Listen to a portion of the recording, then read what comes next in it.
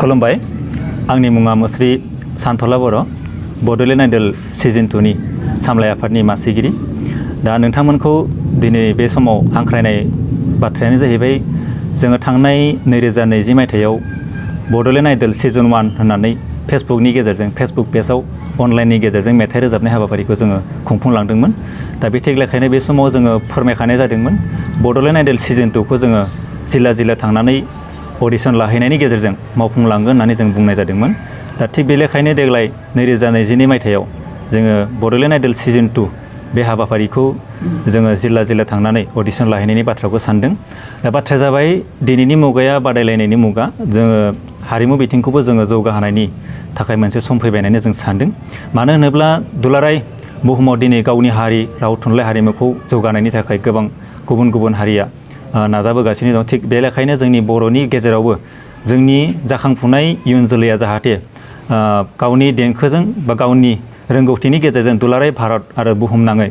जोंनि बर' हारिखौ सिनायथि होनो हायो बेनि थाखाय जोङो मोनसे बादायलायनाय हाबाफारिखौ जोङो मोनसे प्लेटफर्म होनायनि थांखियै जोङो बड'लेण्ड आइडल सिजन 2 बे हाबाफारिखौ जोङो देग्लाय दुलाराय आसाम नाङै जों खुंफुंनो सानदों मानो होनोब्ला जोंहा मोसानायनि आयदायाव जोङो नेशनेल लेभेलाव मोनहैबाय नाथाय जोङो मेथाइ खनगिरि हिसाबै जोङो नेशनेल लेभेलाव दासिमबो जोंनि बर'निफ्राय जोङो बादायहैनायखौ जोङो नुनो मोनाखै बा जाफुंसारनाय बा देरहानायखौ जों नुनो मोनाखै ओंखायनो जों सानदों जोंनि इयुन जोलैनो जोंनो मोनसे गोदान मोनसे प्लेटफर्म होनायनि जोंहा सम जाबाय होननानै जों सानदों दा बे लेखायनो जोङो थांनाय 2020 मायथाइयाव जोङो अनलाइननि गेजेरजों बे हाबाफारिखौ सिजन 1 हिसाबै जोङो मावफुंलांनाय जादोंमोन देग्लाय 2022 मायथाइयाव जोङो बड'लेण्ड आइडल सिंगिं कम्पिटिशन सिजन 2 बे हाबाफारिखौ जोङो लानो सानदों जोंहा सम बायदियै फैबाय थानाय आगस्ट दाननि 5 खालारनिफ्राय जोङो जागायगोन जोङो गिबि जागायनाय हिसाबै जोङो धेमाजि जिल्लानिफ्राय जों जागायनो सानदों दा बे लेखायनो जोंहा फारि फारि जोङो जागा आरो थावनिफोरखौ जोङो फोसावखानाय जादों बाथ्रा हिसाबै जोंहा धेमाजियाव जोंनि थावनि हिसाबै धेमाजि जिल्ला दुलाराय बर' फरायसा आफादनि जा सिमानसाफोराव थानाय गाहाय मावखुलि बेवहाय जोङो अडिशनखौ लानो सानदों बेनि उनाव जोंहा अखानायै जोङो 6 खालाराव जोङो लखिमपुर आरो बिश्वनाथ मोननै जिल्लाखौ लाफानानै जोङो बिश्वनाथ जिल्लानि सिङाव थानाय बरफुख्रि हालामनि बड' नेशनेल एकाडेमि बे फरायसालियाव जोङो लानो सानदों दा थिग बे लेखायनो जोंहा फैबाय थानाय सनितपुर दावै जोङो फैबाय थानाय 7 आगस्टआव जों लानो सानदों दा बे लेखायनो जोंहा फारि फारियै जोङो 17 आगस्टसिम जोङो बे हाबाफारिखौ जों लानो सानदों बाथ्राया जाहैबाय दुलाराय आसामाव जोङो खना खनला जोङो बेरायजोबनो हाहैयाबो जानो हागौ आरो उननि समाव जोङो माखासे थावनिफोरखौ जोङो फोसावबावनाय जागोन जिखिनि फोसावदों बेनि बादैबो जोङो माखासे जायगा बा थावनिखौ जोङो फार्स्ट अडिशन हिसाबै ग्राउन्ड अडिशन हिसाबै जोङो थावनिखौ जोङो फोसावबावगोन बाथ्राया जाहैबाय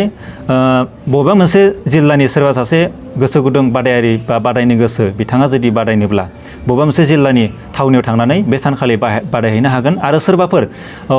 साननानै ला धेमाजिनि सोरबा बादायारिया धेमाजियाव बाहागो लानो हायाखै बिथाङा फैनानै बिश्वनाथाव फैनानैबो बादायनो हागोन माने खना खनलानिफ्राय फैनानै माने जिखुनु मोनसे थावनियाव थांनानै नोङो बादायहैनो हागोन दा बाथ्राया जाहैबाय जोङो देरहासारगिरि हिसाबै जोङो उइनार बिथांनो जोङो सेथि मासि नैथि मासि आरो थामथि मासि जों बेखौ लाखिनाय जादों जोङो जाय बादायारिया उइनार जागोन बड'लेण्ड आइडल सिजन 2 नि देरहासारगिरि जागोन बिथाङा नोगोद 50,000 रांजों लोगोसे ट्रफि लोगोसे फोरमान बिलाइ बेखौ बिथांनो जोङो गथायनाय जागोन लोगोसेयै जाय देरहागिरि बिथांनि थाखाय जोङो जोंनिफ्राय मोनसे खाबुखौ होनो सानदों खाबुआनो जाहैबाय जाय देरहागिरि बिथाङा जोंनि बड'लेण्ड आइडल सिजन 2 आव देरहासारगिरि जानो हागोन बिथाङा जोंनि बर' सावथुन मुलुगनि दासान्दिनि मुंदांखा मेथाइ खनगिरि बिथाङा दोंसे मेथाइ रोजाबफानो मोनगोन ओंखायनो जाहाथे जोंनि जाखांफुनाय लाइमोन सेंग्रा सिख्ला बिथांमोना जाहाथे जोंनि बे हाबाफारियाव बाहागो लागोन बादायफैगोन गावनि रोंगौथिखौ दिन्थिफैगोन बेखौ जों खावलायहरबाय लोगोसे नैथि मासि आवग्रिनो हानाय जोंनि बादायारि बिथाङा नोगोद 30,000 रांजों लोगोसे ट्रफि लोगोसे फोरमान बिलाइ बिथाङा बेखौ आजावनो हागोन लोगोसे थामथि जा मासिखौ आवग्रिगोन बिथाङा नोगोद 20,000 रांजों लोगोसे ट्रफि लोगोसे फोरमान बिलाइ बेखौ बिथाङा आजावनो हागोन दा बाथ्राया जाहैबाय जोंनि ग्राउन्ड अडिशनाव जोङो जइन्ट फिस हिसाबै बा रेजिस्ट्रेसन हिसाबै जोङो 650 रांखौ जोङो लानो सानदों दा ओंखायनो बेयावहाय बादायारि बिथांमोना गावनि फोरमान बिलाइ हिसाबै गावनि डेट अफ बार्थ थानाय जिखुनु डकुमेन्ट जेरै birth certificate PAN card Aadhaar card बेखौ बिथाङा लाना फैनांगोन लोगोसे गावनि पासपर्ट साइज फट' बेखौबो बिथाङा लाना फैफानांगोन दा बेनिखायनो जोङो खावलायनो सानदों जोंनि बादायारि बिथांमोना गोसो गुदुं जायफोरा बाहागो लानो सानदों बिथाङा जाहाथे बर' मेथाइखौ प्रेक्टिस खालामो लोगोसे हिन्दी मेथाइखौ बिथाङा प्रेक्टिस खालामो हिन्दी मेथाइखौ लाफानायनि बाथ्रायानो जाबाय जोंहा भारत हादोर हिसाबै जोंहा नेशनेल टिभियाव बा नेशनेल लेभेलनि कम्पिटिसनाव जोङो हिन्दी मेथाइखौ रोजाबहैनांगौ जायो बेनि थाखायनो जाहाथे हिन्दीनि जा गारां रिंसारथि बा रिंसारथिफोरा जाहाथे स्पष्ट जायो बेनि थाखाय जोङो हिन्दीखौबो जोङो लाफानाय जादों बे बादायलायनायाव बेनि थाखायनो जायफोर बादायारि बिथांमोना बादायगोन होननानै आसा खालामदों बिथाङा जाहाथे बर'जों लोगोसे हिन्दी मेथाइखौबो जाहाथे प्रेक्टिस खालामो बेनि थाखाय बिथांखौ जोङो खावलायहरखाबाय बेजों लोगोसे जोंनि बड'लेण्ड आइडलनि जा अफिसियेल मबाइल नाम्बार दङ बेयावबो नोंथाङा गावनि माखासे डिटेल्सखौ मोननो लुबैदोंब्ला मिथिनो लुबैदों बिथाङा खबर लानो हागोन जोङो मबाइल नाम्बारखौ फोरमायनो सानदों 9101944269 दा बे नाम्बाराव नोंथाङा जगाजग खालामनो हागोन दा बाथ्राया जाहैबाय जोङो नेशनेल लेभेलाव माबायदि अडिशना जायो बेनि एक्सपिरियेन्सखौ जोङो बे बड'लेण्ड आइडल सिजन 2 आव जोङो लाफानाय बायदि जोङो नेशनेल लेभेलनि जा कम्पिटिसन बेयाव माबायदि जायो कम्पिटिसना बेबायदिनो जोङो एक्सपिरियेन्स होनो थाखाय जोंनि कम्पिटिसननि जा नेमखान्थि बेखौ जोङो बे ग्राउन्ड अडिशनाव जों लानो सानदों ओंखायनो गासैबो नेमखान्थिखौ जाहाथे नोंथांमोना मानिनानै सोलिगोन बेखौनो जोंनि सामलायगिरिफोरनिफ्राय मिजिंथिनाय थाबाय गोजोन्थों रेजिस्टार खालामनो थाखाय जि बादायारिफ्रा मा खालामनांगोन अनलाइन रेजिस्टारनि मोनसे खाबु होदों नामा नोंथांमोना जोङो बेवहाय अनलाइन रेजिस्ट्रेसननि बाथ्राखौ जोङो सानाखै जोङो जा सानखालि जोङो बे जायगायाव थांगोन बे जायगायावनो जोङो लोगो लोगोनो जोङो रेजिस्ट्रेसन खालामनाय जाखागोन रेजिस्ट्रेसनावनो जोङो जोंनि जा फिस बेखौ जोङो लाफानाय जागोन ओंखायनो बादायारि बिथांमोना बे सानखालिनो बार्थ सार्टिफिकेट नङाब्ला पान कार्ड नङाब्ला आधार कार्ड बेखौ लाना फैफानांगोन लोगोसे फट' एक कपि हाफ फट' बेखौ लाना फैफानांगोन रेजिस्टाराव बेसे रां लागोन रेजिस्ट्रेसनाव जोङो 650 रांखौ जों लानो सानदों केटेगरि थायो उन्दै गिदिर बिनि बेलायाव मा बुङो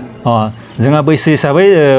जोङो उन्दैनिफ्राय नायोब्ला जोङो 10 बोसोर लोगोसे देरसिनद्रायखौ नायोब्ला जोङो 25 बोसोर जों बेखौ सिमाखौ जोङो होनाय जादोंमोन नाथाय गोबां बादायारि बिथांमोननि बिगोमाया जोंखौ फन खालामनायनि गेजेरजों जोंखौ सोंहरदों जे 10 बोसोरनि खमा बादायनो हागोन ना हाया आरो खायसेया जोंखौ फन खालामहरदों 25 बोसोरनि बांसिना बादायनो हागोन ना हाया ओंखायनो जोङो उन्दै बैसोखौबो जों एसे खमायनानै लोगोसे देरसिन बैसोखौबो जों एसे बारायनानै माने बैसोखौ जोङो लानाय जाफादों आरो बैसो हिसाबै जोङो उन्दैया जोङो 9 बोसोरसिम जोङो सानदों लोगोसे देरसिन हिसाबै जोङो 5 बोसोर दाजाबनायखौ जों सानदों माने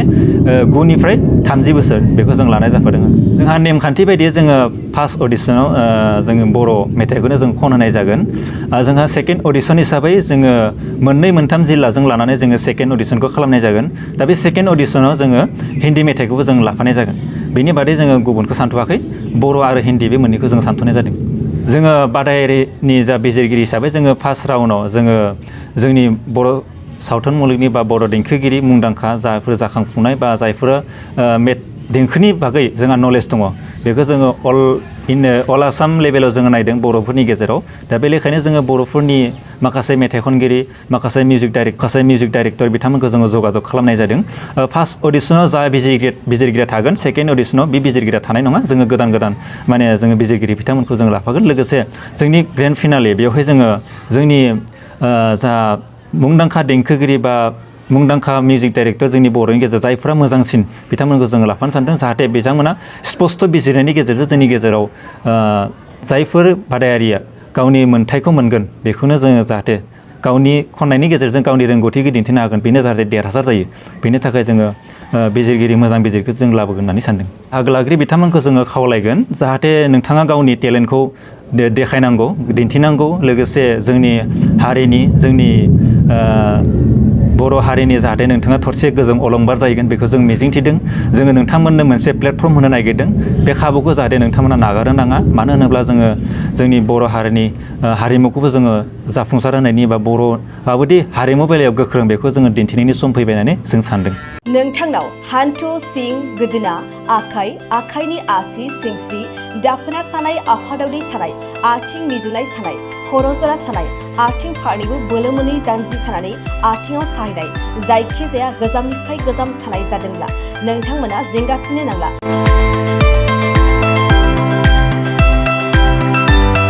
नोंथांमोननि थाखाय खम बेसेनावनो लाबोदों फिल नेचार जइन्ट पेन वेल बे थाव मालिसखौ फुनोब्लानो नोंथांनि गासै सानाय जेंनाया खारगोन। अब्ला मानोथो गोबाव खालामखो? अर्डार आरो गोबां मोनथिनो थाखाय नैबे जानबुं नङाव फन खालाम 9974030738।